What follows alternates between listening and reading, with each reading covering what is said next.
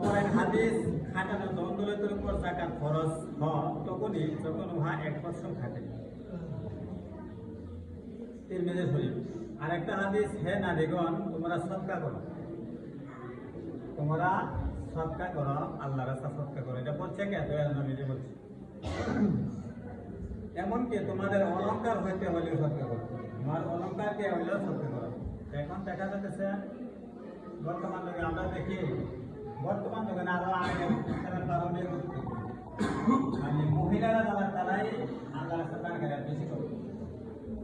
যেমন আমাদের প্রিয় নবীজির স্ত্রী আম্মাজান খাদিজা রাদিয়াল্লাহু তাআলা, উনি একজন ধনী লোক ছিলেন নাকি?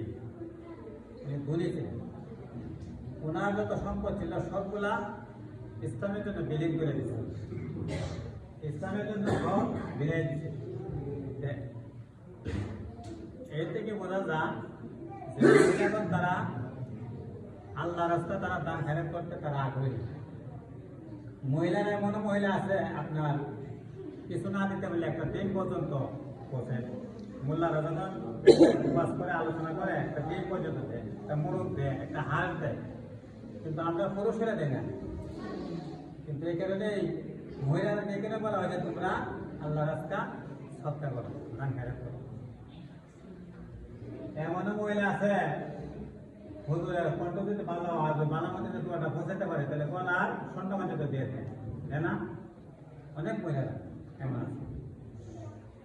এখানে বলা হচ্ছে হে নারীগণ তোমরা সদকা করো, এমনকি তোমাদের অলংকার হইতে হইলেও সদকা করো।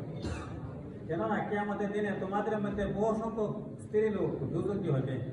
নবীজি বলেন যে কিয়ামতের দিনে তোমাদের অনেক স্ত্রীরা দুর্গতি হবে, জাহান্নামে হবে। এটি হলো এক হাদিস। একটা হাদিসের মধ্যে রয়েছে যে মেয়েরা প্রশ্ন করছে, ইয়া রাসূলুল্লাহ কেন মহিলারা জাহান্নামে যাবে? নবীজি বললেন যে তোমাদের মধ্যে ধৈর্য শক্তি কম, আর তোমরা কথা কথা মানুষের উপর লানত করো। লানত মানে কি? অভিশাপ। মহিলাদের মুখে অভিশাপ শব্দটা খুবই বেশি পায় নাকি? এটা সঠিক না বেঠিক? আপনারা কি বলেন? তারা বেশিরভাগই তারা মানুষের উপর লানত, কিন্তু পুরুষ এরকম না। এই কারণে নবীজি বলছেন যে তোমাদের